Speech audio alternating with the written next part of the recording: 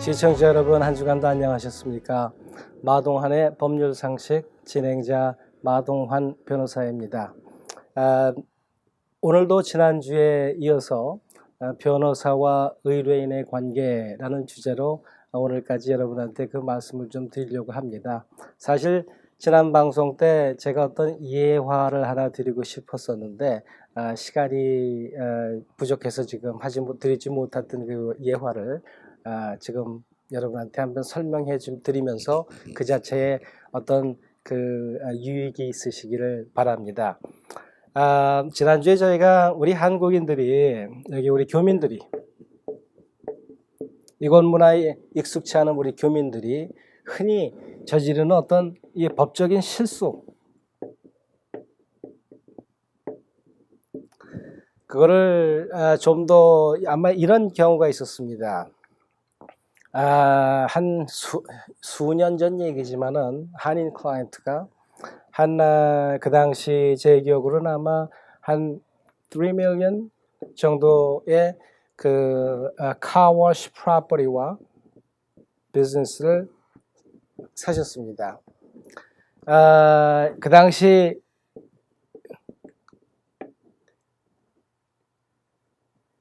그렇게 이 셀러분은 커미션을 세이브하기 위해서 이 바이어하고 브로커 없이 에스크로를 진행해서 이제 프로퍼티를 사고 팔았는데, 문제는 이제 프로퍼티를 샀었을 때 사고 난 나중에 이 오랜 세월이 지나서 이 프로퍼티를 다시 팔려고 했었을 때, 여러분 잘 아시는 그 contamination issue, 이 자동차 이 오일이라든가 그런 걸로 인해 가지고 이 지하층에 오염된 그 문제가 큰 환경적인 요소고 개발업자에는 상당히 굉장히 중요한 얘기입니다. 그런데 왜 그 당시에 변호사가 리뷰하지 않고 이렇게 딜을 덥석했느냐라고 여쭈었을 때 그분 대답이 셀러를 믿었고, 그리고 변호사 비용을 세이브하기 위해서 그랬다고 말씀하셨습니다. 우리가 절약을 할 때 당연히 절약을 해야 되지만은 우리가 또 당연히 써야 될 때는 써야 되는 거 너무나 다 당연한 사실입니다.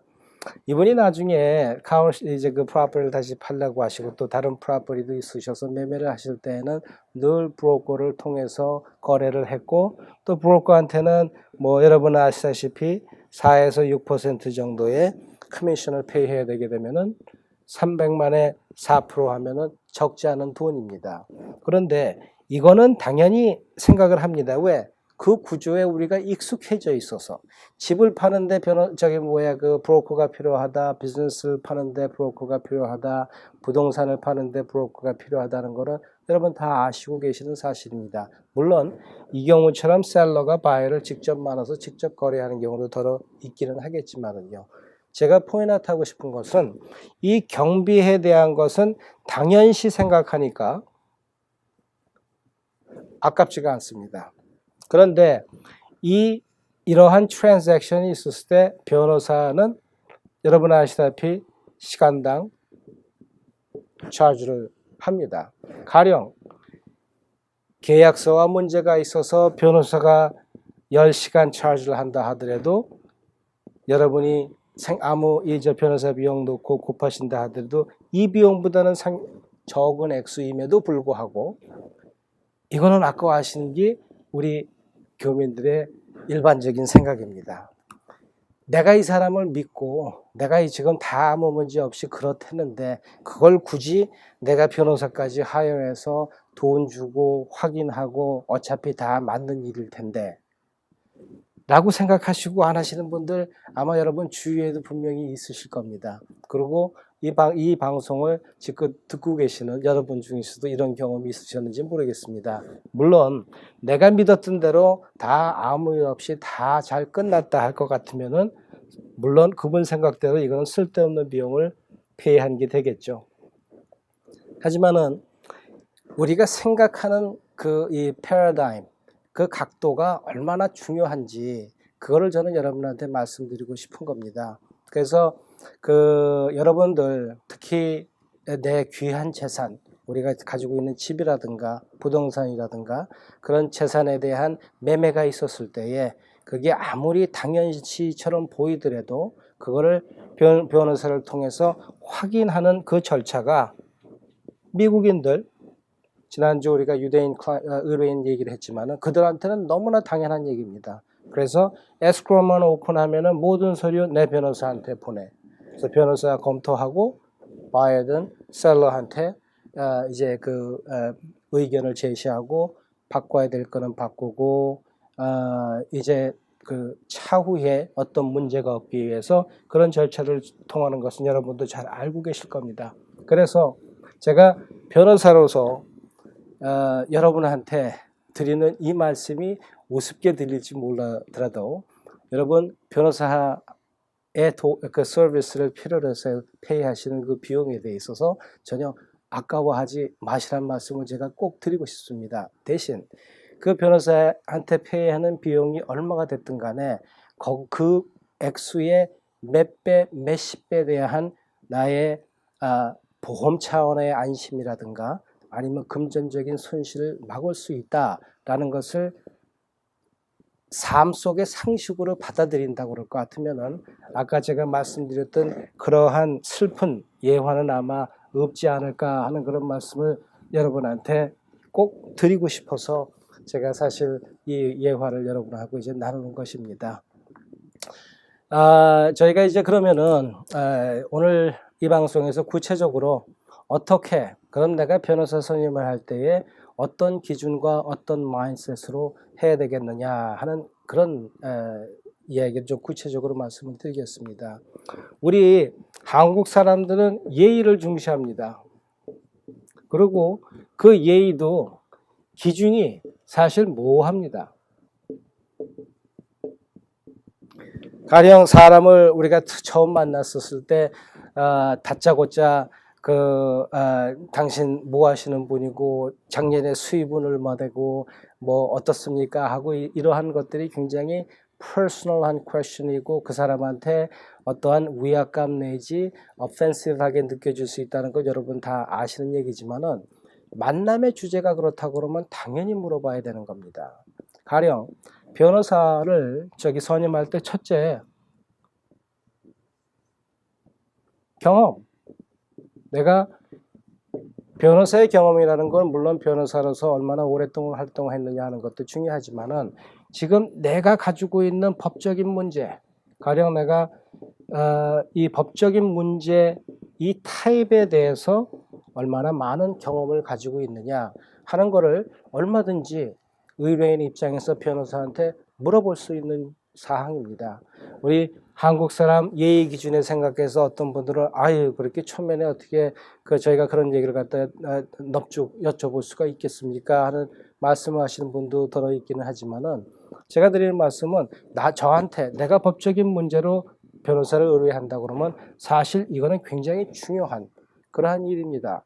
그래서 우선 내 법적인 문제의 그 분야에 얼마나 경험이 있는지를 여러분이 꼭 변호사한테 이제 물어보시기를 바라고, 그리고 두 번째, 어떤 가령 소송이 있다고 그럴 것 같으면은 변호사도 팀워크입니다. 변호사이라는 리걸 세크리터리도 있고 또 여러 명의 이제 변호사들이 있었을 때에 어떻게 이들하고 내가 직접적으로 연락할 수 있는지 내 케이스에서 일하고 있는 모든 사람과 모든 변호사와 모든 리걸 세크리터리와 내가 직접 연락을 하기 위하면은 어떻게 해야 되냐 하는 그 컨택 인포메이션을 물어보기 바랍니다. 그리고 물론 중요한 게 비용입니다.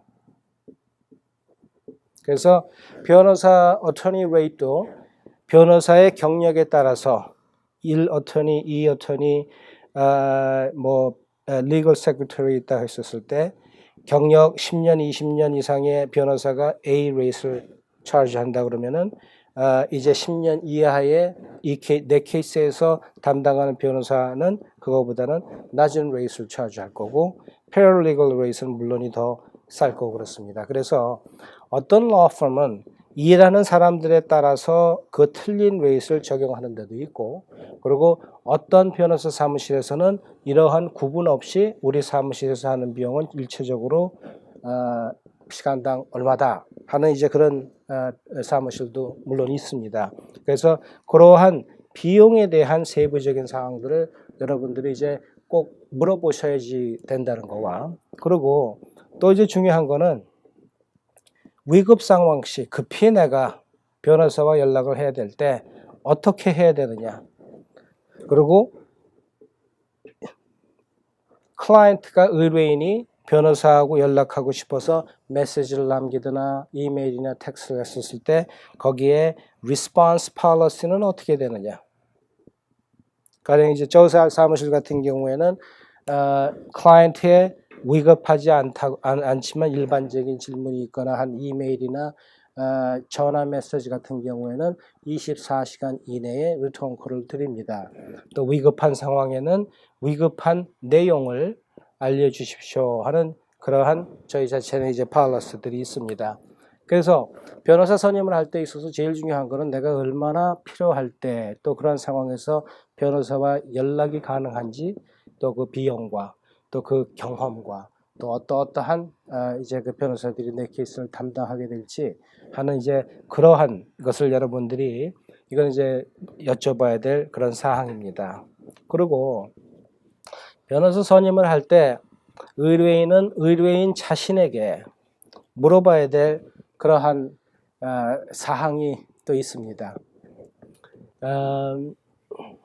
첫째, 이 케이스가 기간 얼마나 오래 걸리겠느냐 하는 것도 의뢰인들의 관심사입니다. 그래서 이거는 구체적으로 아까 변호사에 대한 질문이었다 그러면 이제 지금부터 이것은 내 케이스에 대한 구체적인 질문이 되겠습니다.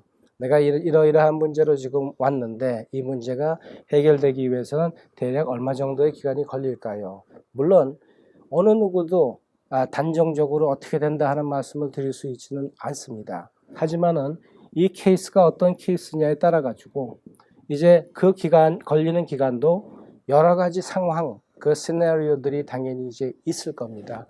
뭐 곧바로 상대방의 합의가 된다 그러면은 금방 끝날 거고 재판까지 가야 된다 그러면은 시간이 이제 걸릴 거고 그 소송 케이스가 이게 25,000불 이상이냐 이하냐 아니면 복잡한 케이스로 나눠지느냐 하는 거에 따라서 이 재판까지의 기간도 이제 어느 정도 이제 가늠할 수가 이제 있을 거고 그리고 이제 또 많은 분들이 또 질문하시는 그 사항들 중에 또 하나는 뭐냐면은 이 케이스를 맡고 있는 담당 저지에 대한 성향을 물어보는 경우도 있습니다. 그래서 이 out of town attorney들 저희가 캘리포니아에서 소송을 하지만은 때로는 변호인단이 시카고, 뉴욕 이러한 그 굴지 러펌 attorney들이 캘리포니아에 와서 같이 소송을 하고 하는 그런 경우도 더러 있습니다. 하지만은 중요한 거는 사실 그 저희가 이제 한 80여 명의 판사가 다운타운 LA 법원 같은 경우는 조금 있지만은 그 80여 명의 판사들이 다 성향도 각자 틀립니다.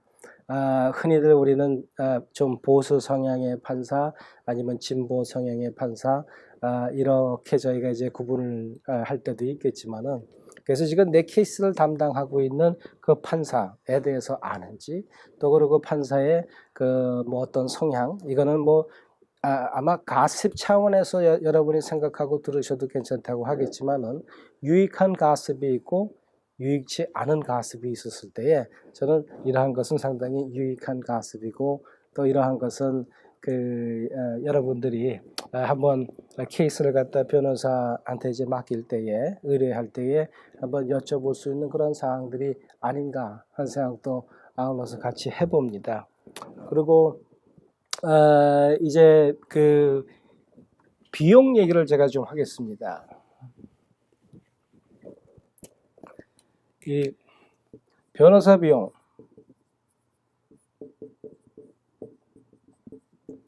아까 제가 소송 변호사들이 소송을 많이 해본 사람이 편하다고 말씀을 드렸던 것은 많이 소송을 경험이 있는 의뢰인 같은 경우에는 이 변호사 비용이 어떻게 이 작성되고 거기 또 이제 내가 어떠한 이 페이먼트에 대한 책임이 있는지에 대한 이해가 굉장히 빠르신 반면 소송이 익숙하지 않으신 분은 이런 말씀을 가끔 합니다.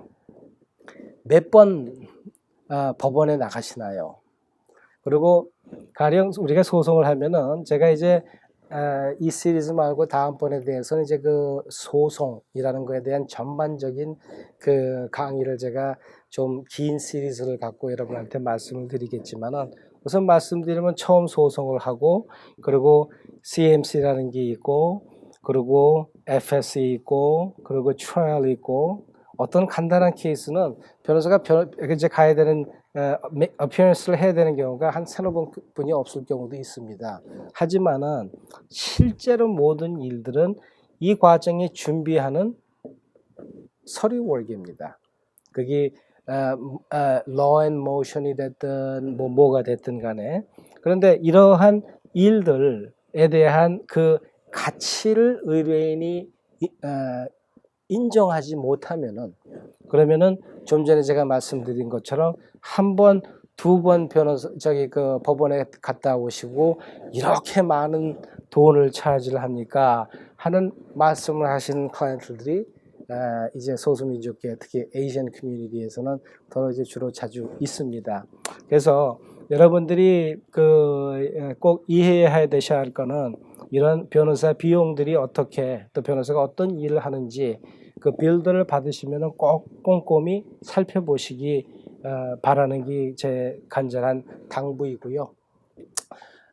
그리고 이제 그 비용을 줄이기 위해서 여러분들이 하실 수 있는 거는 이런 경우가 있습니다. 변호사가 필요로 해가지고 지난 7년 동안 있었었던 그 영수증들을 갖다 정리해서 다 줘야지 되는데 이 박스에 그냥 막 구겨 넣어가지고 이걸 갖다 주면은 누군가는 이거를 정리를 해야 됩니다.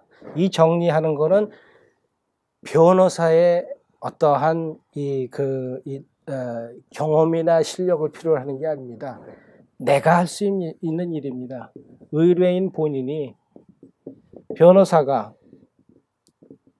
검토하기 편하게 주면 줄수록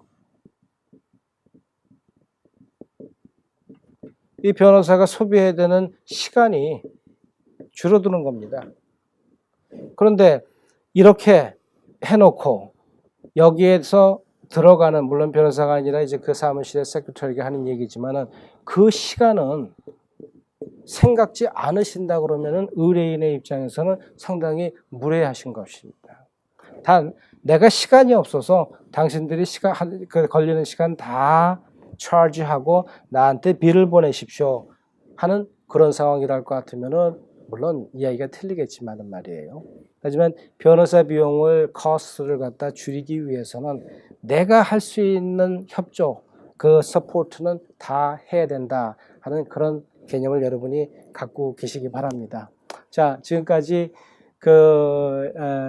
이제 끝맺는 말로 여러분의 말씀드리면은 의뢰인 입장에서만 제가 지금까지 쭉 말씀을 드린 것 같은데 저희 그 변호사들한테 상당한 책임이 있습니다. 그 책임은 더군다나 새로 시작한 지금 이제 그 이민사가 이제 100년뿐이 안 되는 한인 커뮤니티 같은 경우에 우리 교민들이 건강하게 법적으로 또 경제적으로 모든 면에서 뿌리를 내리기 위해서는 변호사 그 법조인들이 막강한 책임을 지고 있습니다. 그래서 변호라 하면 그 의뢰인이 원하는 것을 주는 게 아니고 의뢰인이 필요한 것이 무엇인가를 분별하고 파악해서 그걸 소통해서 필요한 것을 채워줘야 하는 게 이제 변호사이고 우리가 흔히 실력하지만 그 실력 또한 역시 물론 경험이 실력입니다. 하지만 문제의 핵심을 파악하고 이 지피지기의 개념으로 이게 이 상황적으로 어떻게 이게 해결될 수 있는지를 늘 클라이언트의 입장에서 도모하는 것이 진정한 변호사의 실력이라 할 수 있고, 내 일처럼 하는 것이 그 의뢰인을 향한 정성이요, 그리고 자기가 뱉은 말에 대한 그 책임을 지는 것이 변호사의 책임이 아닌가. 그리고 끝으로 이 지금 한인타운은 이 변호사와 의뢰인의 관계가, 그 신뢰가 더 개선돼야 될 여지가 상당히 많이 있습니다. 그래서 이러한 것은 변호사와 의뢰인 서로가 서로에게 정당한 기대를 갖고, 그리고 맡은 바 각자의 책임을 다하는 그러한 법적으로 건강한 우리 교민사회가 됐으면 하는 바람에서 이 세미나를 여러분한테 드렸고, 이것으로 마칩니다. 감사합니다.